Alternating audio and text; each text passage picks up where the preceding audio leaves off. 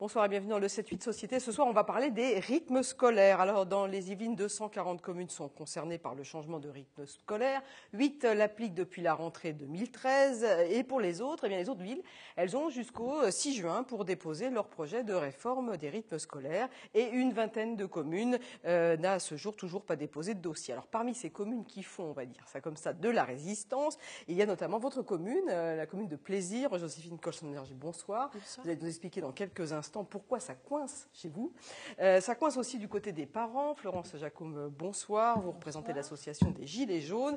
Et puis, ça coince aussi du côté syndical. Bertrand Mesure, bonsoir. Bonsoir. Vous expliquerez les raisons. Alors, je précise aussi qu'évidemment, nous avions convié les services de l'inspection académique, services qui n'étaient pas disponibles pour venir débattre. C'est ce que nous regrettons. Et puis, au même moment où nous parlons ce soir en direct, il y a une manifestation de soutien au maire UMP de Maurepas, Grégory Garestier, qui souhaite ce soir en conseil municipal faire voter une motion pour demander le report d'un an de la mise en place de cette réforme afin d'avoir des garanties financières. Le maire de Maurepas, Grégory Garestier, estime que cela coûterait 400 000 € à la commune. Alors, je l'ai dit, le 6 juin, c'est la fameuse date butoir. Vous allez faire quoi, Madame Cosman-Berger, d'ici le 6 juin? Vous allez déposer votre dossier ou pas à l'inspection académique? En tout cas, on a prévenu l'inspection académique de notre décision, puisque la décision était effectivement de demander pas un report, mais une suppression carrément.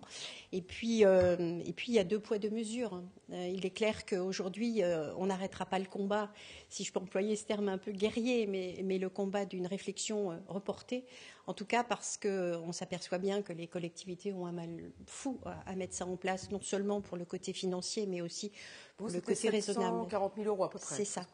Alors aujourd'hui, comme je le dis souvent, il y a deux casquettes. Il y a la casquette de l'élu qui ne peut que constater l'échec de cette mise en place de ce décret. Et puis, il y a le gestionnaire de la ville avec l'attente des parents de savoir comment ça va se passer à la rentrée. Et donc, après une grande discussion très longue avec l'inspecteur d'académie, eh bien, nous avons trouvé un moyen de passage, je dirais, pour donner un peu de sérénité aux familles plaisiroises. Et c'est ce que j'ai annoncé cette semaine par le biais d'une lettre à tous les parents d'élèves. Et puis aussi un article dans l'Essentiel, qui est le journal de la ville. Vous allez nous expliquer l'accord que vous avez trouvé, parce qu'effectivement, il faut savoir que le temps périscolaire dépend du choix d'un maire. Par contre, le temps scolaire est défini, lui, par l'État. Donc, en gros, vous êtes obligé d'appliquer la réforme à la rentrée 2014. Il n'y a pas le choix. J'appellerais pas ça appliquer la réforme. Je dirais la mettre en place, ou en tout cas, vous n'avez pas le choix du créneau horaire, des horaires d'entrée et de sortie de classe. Je n'ai pas la possibilité de mettre au chômage les enseignants le mercredi matin, pour ne pas le dire, pour ne pas le citer, sur les 3 heures qui sont demandées par le ministère de l'Éducation nationale. Sinon, effectivement, je me mets hors la loi dans le sens de cette non-ouverture. Mais les 3 heures à compenser sur les temps périscolaires, ça, c'est autre chose. Et ça, nous ne les mettons pas en place.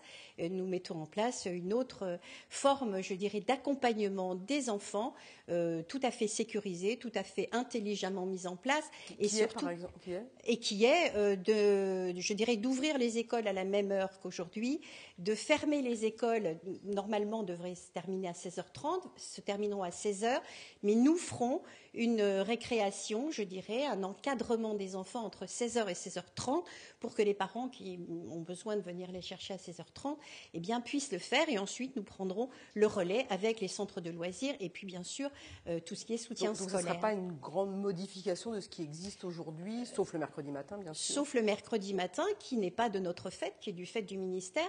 Pour le reste, eh bien, il y aura un quart d'heure de plus entre midi pour les cantines, d'ajouter de temps d'accompagnement des enfants.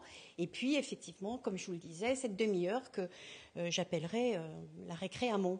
La récré amont, effectivement. Jeu de mots. Florence Jacome, je dis, vous êtes de l'association des Gilets jaunes. C'est une association qui regroupe des parents d'élèves, des enseignants, et vous êtes également vous-même maman de 3 enfants. Vous avez un enfant en moyenne section, puis 2 enfants en CM1, CM2. Donc il y en a déjà 2 qui seront forcément concernés en septembre 2014 par la réforme. Vous habitez un petit village, on peut le dire, Richebourg. Voilà. Qu'est-ce que vous reprochez, entre guillemets, à cette réforme des temps scolaires ?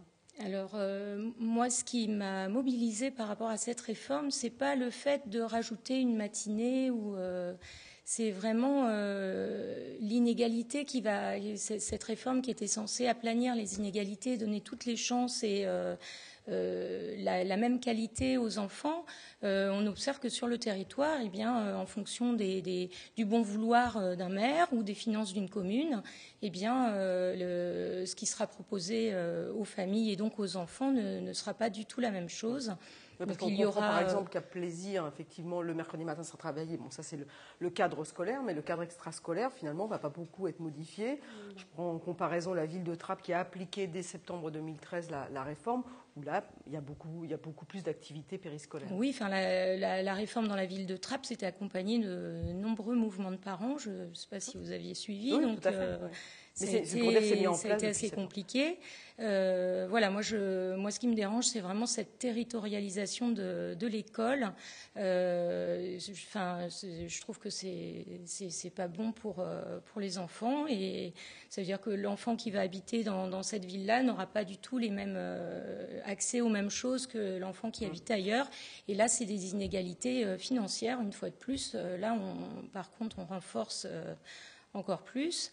On a observé que du coup, avec ces temps périscolaires, la fatigue des enfants est accrue en milieu, fin de semaine. Les retours qu'on a, nous, c'est que les enfants, le jeudi, sont fatigués.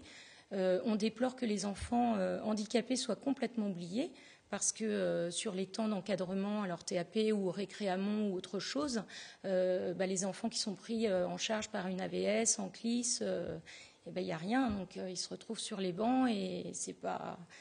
Voilà, on déplore le fait que pour pouvoir encadrer les enfants dans de bonnes conditions, il faudrait des gens qui sont un minimum formés. À l'heure actuelle, on manque d'animateurs. Donc là, à Lisieux, par exemple, ils ont besoin là de 45 animateurs dans 3 mois. Ils ont fait leur projet et ils en ont trouvé 15. Dans ces 15, il y en a 7 qui n'ont aucune formation, qui n'ont pas de BAFA, qui se sont peut-être jamais occupés d'enfants, et voilà. Bertrand Mesure, alors vous représentez la parole des enseignants globalement sur le département, mais si on prend par exemple l'exemple de la ville de Trappes, est-ce qu'il y a eu notamment toutes ces difficultés dont parlait Jean Jacôme sur le recrutement des animateurs, et quel bilan aujourd'hui on peut tirer à presque 1 an de la mise en place? Écoutez, le bilan on peut le tirer sur Trappes, mais on peut le tirer sur les 3 grosses communes qui ont fait cette évolution. Trappes parce que c'est sur le secteur de 50 voilà. ans, je porte pas mais que ce soit Poissy, les Mureaux et Trappes, il y a des changements très importants qui sont intervenus et qui vont intervenir à la prochaine rentrée. Donc ça met en exergue le fait que c'est quelque chose d'extrêmement complexe de mélanger le temps scolaire et le temps périscolaire. Les enseignants, ce qu'ils souhaitent, c'est que le temps de l'école relève de la seule éducation nationale, que l'éducation nationale se donne les moyens d'assurer un enseignement de qualité et que cet enseignement de qualité puisse se faire au travers d'un certain nombre d'éléments. Le premier, il nous semble indispensable de redéfinir les programmes avant même de s'intéresser à la façon dont on va les exécuter. La deuxième chose, c'est que la réforme ne règle pas la nécessité de compenser les inégalités territoriales, ou très à la marge, puisque même le peu de fonds d'amorçage qui est prévu n'est pas pérennisé, et que l'un des éléments caractéristiques de la difficulté, c'est justement les inégalités territoriales dans le premier degré. Donc nous, ce que nous souhaiterions, c'est que ces éléments-là soient pris en compte. Après, l'autre élément qu'il faut absolument avoir en tête, c'est que lorsqu'il y a eu la précédente modification des horaires scolaires, pas plus les parents que les maires, que les enseignants n'avaient été consultés. Du jour au lendemain, on était passé de 5 demi-journées le matin à 4, sans aucune concertation, d'un simple trait de plume. Là, on a l'impression qu'on revient à la même chose, même s'il y a une concertation qui s'est mise en place. C'est-à-dire qu'on ne prend pas le temps avant de prendre l'ensemble des paramètres et d'essayer de voir ce qu'il est nécessaire de faire pour arriver à ce qu'on pourrait appeler... Et pourtant, là, il y a eu une année quand même, entre la mise en place par certaines communes en septembre et la mise en place qui va être effective en septembre 2014. Il y a quand même eu une année, mais ça n'a pas suffi cette année. Non, elle n'a pas suffi, parce que de notre point de vue, à partir du moment où on donne les clés de l'école aux maires qui l'ont de fait... parce que c'est eux qui possèdent les locaux, on risquait de se retrouver dans des situations extrêmement diverses d'un territoire à l'autre. Et c'est effectivement ce qui se produit. D'autre part, cette réforme n'a pas été assez loin dans ce que pouvaient être les différences qu'il peut y avoir entre une petite commune rurale, on évoquait Richebourg, mais des communes en montagne, etc., ou des communes qui ont des spécificités. Vous évoquiez Trappes. C'est difficile à Trappes de mettre en place des choses comme ça, et je crois que la mairie rencontre de grandes difficultés pour recruter des animateurs en nombre suffisant pour l'année prochaine.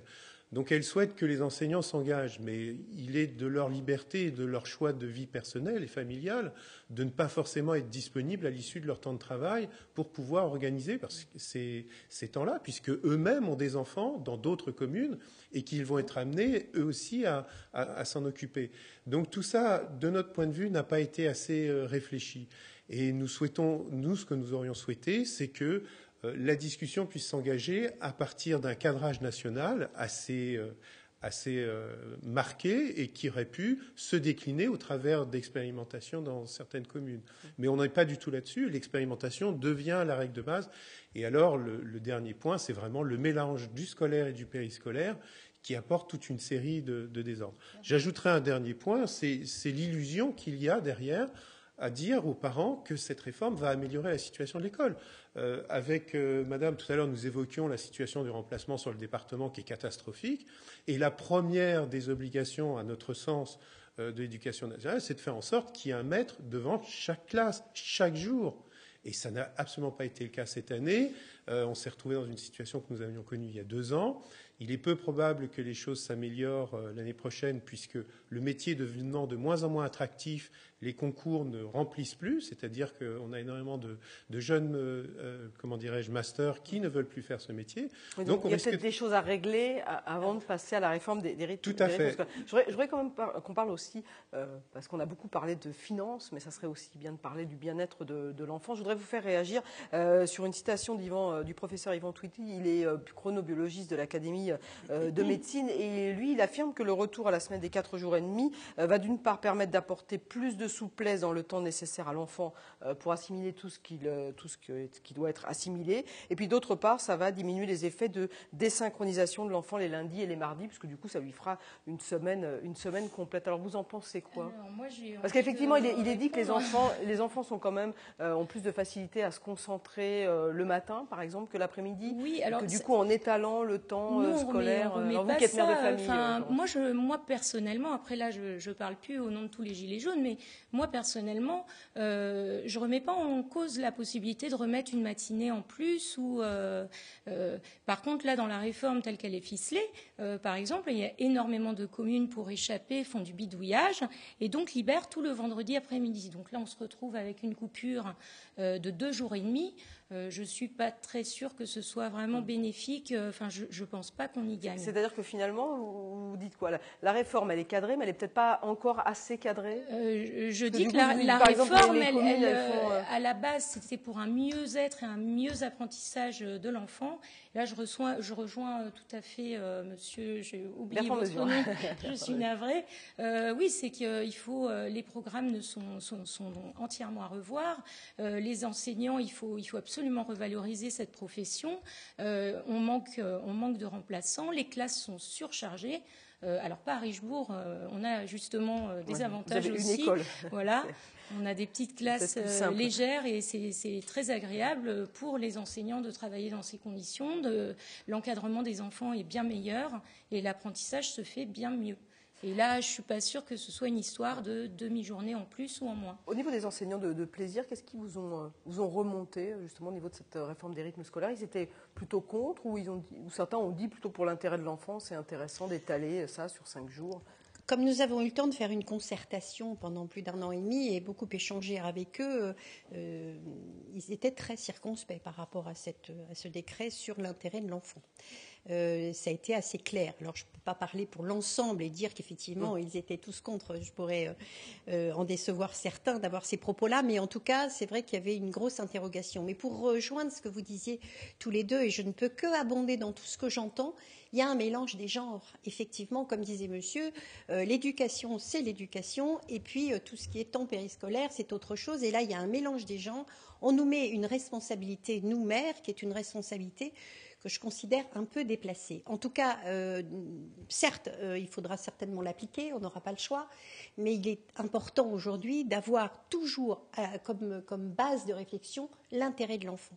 Je ne suis pas du tout convaincue aujourd'hui qu'on ait trouvé la bonne méthode et que si je demandais précédemment dans d'autres entretiens à M. Hamon de bien vouloir prendre le temps de venir... nationale, oui, député des Yvelines, je précise. Tout à fait, voisin de Plaisir. Oui. En tout cas, dire que ce serait bien qu'il vienne effectivement se rapprocher des collectivités. On avait déjà demandé pour faire des simulations. Effectivement, les communes ne traitent pas les affaires de la même façon. Une petite commune, une moyenne, une grande n'ont pas du tout les mêmes possibilités. Et même si nous, Plaisir, donnons l'impression d'avoir des possibilités, des capacités, tout est proportionnel. Quand vous avez une école et vous en avez 30 comme nous, forcément, les coûts sont proportionnels et on se retrouve devant des confrontations difficiles. Et puis, c'est vrai, je trouve qu'on est en train de, encore une fois, donner aux collectivités des responsabilités qui ne sont pas les nôtres. Et à partir de là, il y a vraiment une question de fond à se poser sur cette façon de se décharger de l'État sur les collectivités. On n'en a peut-être même pas les compétences. Je voudrais revenir sur le problème du financement, hein, puisque vous avez dit pour la ville de Plaisir, ça représente 740 000 euros, ça représente 400 000 euros pour la commune de Maurepas. Le maire d'hiver droite de Versailles, François de Mazières, qui est quand même connu pour être un homme plutôt consensuel, a lancé une pétition en ligne sur le site internet de la commune, parce qu'en fait, il explique que ça lui coûterait 2 points d'impôt, la mise en place de cette réforme. Comment vous expliquez cette fronde, l'impression d'une fronde un peu de droite contre un élu, contre un ministre de l'Éducation nationale qui est élu notamment à Trappes, qui est socialiste. Est-ce que c'est une fronde d'abord politique? Je vais vous dire. C'est un peu ce que dit Benoît Hamon. Hein. Il dit à Jean-François Copé, calmez vos troupes. Oui, mais c'est normal qu'ils le disent. Mais en tout cas, je peux vous dire très, très, très sincèrement, et je l'ai évoqué plusieurs fois, si c'était un décret de droite, j'aurais fait exactement la même chose. C'est-à-dire que là, je ne suis pas du tout en train de parler politique droite-gauche. Ce n'est pas du tout un refus. Oui, ça veut dire qu'il n'y a que des communes de droite qui protestent. Non, je crois pas. Non. Alors, je n'ai pas en tête là. Il y a des maires de gauche. On a des maires de gauche, oui. On a des instituteurs aussi pour répondre à la question qui était posée tout à l'heure dans les Gilets jaunes. On a des instituteurs. Donc le débat n'est pas vraiment politique. Il est vraiment d'organisation et de questions financières. Quand le ministre Benoît Hamon dit qu'en gros, les communes toucheront 50 euros par enfant, donc ça fait quand même de l'argent. Vous avez 3 000 élèves dans votre... 3 800. Voilà, sur la ville de Plaisir, ça fait quand même une petite somme qui oui, rentrerait. Est-ce que nous, notre installation des rythmes sera mise en place de façon définitive? Alors, est-ce que cet accompagnement va être définitif? Est-ce qu'il va être concomitant à tout cela? Je pense que c'est un effet d'annonce pour une année, voire 2, mais guère plus. Alors du coup, ces 50 euros, vous allez en faire quoi? Que vous allez recevoir en septembre prochain? Encore faut-il par les enfant, demander. 50 euros par Encore faut-il les demander. Donc, on fera le nécessaire, puisque de toute façon, on devait engager 25 personnes pour les rythmes scolaires dans l'ancienne méthode que l'on voulait faire. Aujourd'hui, il faut quand même que nous engagions 15 personnes, donc 15 personnes à temps complet, c'est quand même un coût.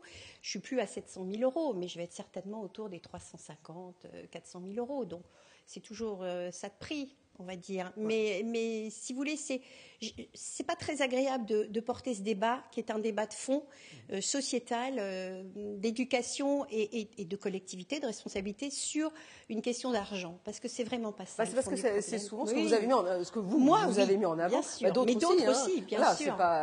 C'est aussi un peu ce que les maires ont d'abord remonté en disant ça va nous coûter cher, on va pas pouvoir la mettre en place. Oui, parce qu'on nous demande en permanence de ne pas augmenter les impôts, chose que l'on fait depuis de nombreuses années. Et puis, d'un autre côté, vous le savez, nous avons des pertes de dotation qui sont très importantes. Donc, à un moment donné, il faut aussi être gestionnaire. On peut pas être... Moi, je me sens pas être la fée Clochette qui a les possibilités de tout résoudre comme ça. Donc, on a ce côté gestionnaire de la ville, sérénité de la ville et puis bon sens que moi, je revendique tout le temps. Donc, c'est vraiment pas une histoire politique, même si M. Hamon arrête pas de dire que la ville de Plaisir, c'est un épiphénomène et que de toute façon, je serais obligée de l'appliquer. Ouais. Mais du coup, oui. Je veux juste ajouter, c'est le débat, c'est l'intérêt de l'enfant, et l'intérêt de l'enfant n'est pas politique. C'est un enfant, il n'est pas de droite, de gauche. Ce qui est bon pour lui, ça n'a rien à voir avec la politique. Si vous me permettez d'ajouter quelque chose, précédente réforme des rythmes scolaires avait été faite dans un seul objectif, qui était celui de diminuer le nombre d'enseignants, puisque les 3 heures qui avaient été supprimées avaient servi, entre autres, à financer, entre guillemets, toute une série de dispositifs qui offraient déjà moins de temps de classe aux élèves, quels qu'ils soient, y compris ceux qui étaient les plus en difficulté. Et donc là, déjà, on était dans cette dimension financière. Il faut savoir que la France, dans tous les classements internationaux, et en ce qui concerne l'école primaire, maternelle et élémentaire, se place très mal en termes de dépenses par élève. Et que l'école a un coût. Pour nous, ce coût doit être assuré par la collectivité nationale, parce que c'est la seule façon d'assurer les compensations territoriales dont on parlait tout à l'heure, et que ce coût ne doit pas être perçu comme étant quelque chose de, je dirais, à fond perdu. Or, force est de constater que depuis des années, le budget de l'éducation nationale a diminué et que malgré les annonces de postes qui vont être donnés à l'éducation nationale, on ne fera que compenser en très petite partie, enfin pas en totalité, les suppressions qu'il y a eu ces dernières années dans un contexte d'augmentation démographique. Donc voilà, on est dans cette situation-là. Et le fond du problème, c'est que déjà, il faut faire fonctionner l'école de façon satisfaisante. Et on en est très loin. On en est très loin. Et pour nous, si le fait de revenir à 5 matinées pour un grand nombre de collègues, c'était quelque chose de positif parce qu'ils savaient ce que ça pouvait apporter lors des samedis matins. Le fait d'avoir 5 demi-journées le matin, c'est quelque chose de positif. Pour autant, ça ne suffit pas et ça ne suffira pas à régler les difficultés de l'école française. Oui, ça c'est sûr que c'est certainement pas une demi-journée qui va permettre de tout régler. Qu'est-ce que vous allez faire, vous, après le 6 juin alors, donc le 6 juin, vous ne remettrez pas votre dossier à l'inspection académique? C'est un dossier. L'inspecteur académique a reçu notre courrier d'adaptation de ce que je viens d'évoquer sur ces fameux 3 heures que nous avons répartis de façon non satisfaisante à mon goût. Donc, je pense que l'inspecteur d'académie va prendre acte et va considérer que nous avons mis en place ces rythmes scolaires. J'imagine que ça va se passer comme ça. Donc, en septembre, ça sera mis en place? Eh bien, ce que je vous ai évoqué là, ça sera mis en place. Avec votre formule? Avec ma formule de la récréation et puis surtout avec une sérénité attendue par les parents. Mais je peux vous dire que je continuerai vraiment d'essayer de faire réfléchir le gouvernement sur tout ce que viennent d'évoquer ces personnes, qui sont des choses fondamentales et que l'on doit absolument remettre en réflexion. Je ne dis pas en abandon, mais en réflexion. Et vous avez des rendez-vous prévus avec Jean-Michel Coignard, l'inspecteur principal de l'académie? Je l'ai vu pendant plus de 3 heures. Vous allez le revoir après? Certainement. Parce qu'il y a un comité départemental d'éducation qui doit se tenir, tout à fait. conseil départemental d'éducation qui doit se tenir vers le 20 juin à peu près pour statuer. Bien sûr. Il est prévu que vous vous revoyez? On va se revoir. Avec les autres communes, il n'y a pas que le plaisir qui fait de la résistance. Bien sûr, non, mais c'est important de se revoir puisque je pense qu'il est important d'avoir un consensus à un moment donné, comme je vous disais, pour le respect de la sérénité des familles, parce qu'ils l'attendent, et aussi pour les enseignants qui, le mercredi matin, vont bien devoir rentrer quelque part pour assumer les cours.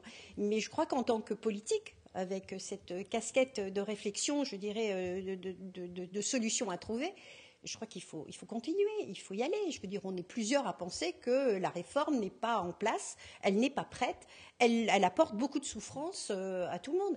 Et je pense que plus les années vont passer, et plus on se rendra compte qu'au niveau des enfants, on n'a pas trouvé la bonne solution. Qu'on nous fasse confiance. Donc vous continuez tous les deux aussi à être engagés? Écoutez, si vous me permettez, le constat qui est fait sur 8 communes dans les Yvelines, qui va être fait très certainement sur le 92, parce que dans le 92, aucune commune ne l'a fait l'année dernière. On a abouti à un constat de désorganisation. Et actuellement, l'école a besoin d'autre chose que d'être désorganisée. Certainement, elle a besoin au contraire de se reconstruire, de repartir sur des programmes solides, pérennes, parce qu'on a changé 3 fois de programme en l'espace de 5-6 ans. Donc voilà, elle a besoin de ça. Elle n'a pas besoin de cette désorganisation. Or, vous demandez un report? Nous, ce qu'on demande, c'est que le décret soit réécrit, c'est qu'on suspende les choses et qu'on reprenne les choses à la base. Idem pour l'association des Gilets jaunes? Complètement. Que le décret soit abrogé, qu'on arrête de faire du bidouillage. On parle d'enfants quand même, c'est nos enfants, c'est pas... Et qu'on se laisse le temps de travailler en concertation avec peut-être maintenant justement un petit peu plus Voilà. Et les nouvelles propositions de Benoît Hamon d'allègement, d'assouplissement, pas suffi à vous convaincre? Écoutez, les propositions. Ce qui est remarquable dans cette histoire-là, c'est que le décret qui a été pris au mois de janvier et les assouplissements de Benoît Hamon n'englobe même pas les quelques expériences qui existent ici ou là et qui déjà étaient à 4 jours et demi. C'est-à-dire que ceux qui avaient déjà travaillé à ces éléments-là et qui l'avaient mis en place ne rentrent même pas dans le cadre du décret. Donc il y a un moment où il faut se poser la question. Là où c'est pérenne, où ça donne satisfaction, on va aller modifier quelque chose. Et là où il y a quand même des questions à se poser. Ouais, bon. Il y a juste une chose. Oui, rapidement. Simplement dire que ce serait dommage que les bidouillages dont parlait Madame, et que je respecte le mot, que l'on met en place dans certaines communes, parce qu'on n'a pas le choix, on est obligé vraiment, je trouve que c'est une prise en otage quelque part, eh bien ça ne soit pas considéré par le gouvernement comme une application du décret. Parce que ça ne l'est pas. Aujourd'hui, nous mettons en place quelque chose pour donner ce que je disais, c'est tout. Et rien d'autre. Merci en tout cas à vous trois d'être venus sur le plateau Merci. Téléfilm avec la résistance continue. Et je rappelle donc que les communes ont jusqu'au 6 juin pour rendre leur copie. Un conseil départemental d'éducation se réunira vers le 20 juin pour statuer, mais selon toute vraisemblance, la réforme des rythmes scolaires devrait donc s'appliquer à la rentrée 2014. Bonne soirée à vous.